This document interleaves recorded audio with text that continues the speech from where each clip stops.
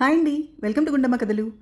తిరుపతి వెళ్ళినట్లయితే మనం తప్పకుండా దర్శించవలసిన క్షేత్రం శ్రీనివాస మంగాపురం. ఈ శ్రీనివాస మంగాపురంలో ఆ కలియుగ వెంకటేశ్వరుడు కళ్యాణ వెంకటేశ్వర స్వామిగా దర్శనమిస్తారు. పెద్దవాళ్ళందరూ కూడా తమ పిల్లలకి యుక్త వయసులో పెళ్లి చేయాలని ఆలోచిస్తూ ఉంటారు. కానీ సరైన సమయంలో సరైన సంబంధం కుదరలేదు అని, పెళ్లి ఈడు దాటిపోతుందని బాధపడుతూ ఉంటారు. కానీ ఇక్కడ ఈ కళ్యాణ వెంకటేశ్వర స్వామిని దర్శించుకొని ఆ స్వామివారి కాపు కట్టించుకొని చక్కగా ఆ స్వామిని దర్శనం చేసుకొని వచ్చినట్లయితే త్వరగా పెళ్లి గడియలు వస్తాయని, మంచి సంబంధాలు కుదురుతాయని కూడా నమ్మకం. ఆ కలియుగ వెంకటేశ్వరుడు పద్మావతీదేవిని వివాహం ఆడిన తర్వాత మొదటిగా వచ్చిన ప్రదేశం ఈ శ్రీనివాస మంగాపురం.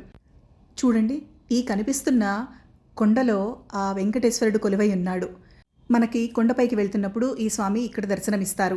మీకు కనుక కనిపించినట్లయితే తప్పకుండా కామెంట్ చేయండి. శ్రీనివాస మంగాపురం చరిత్ర కింద డిస్క్రిప్షన్ బాక్స్లో ఫుల్ వీడియో ఉంది, తప్పకుండా వాచ్ చేసి చూడండి.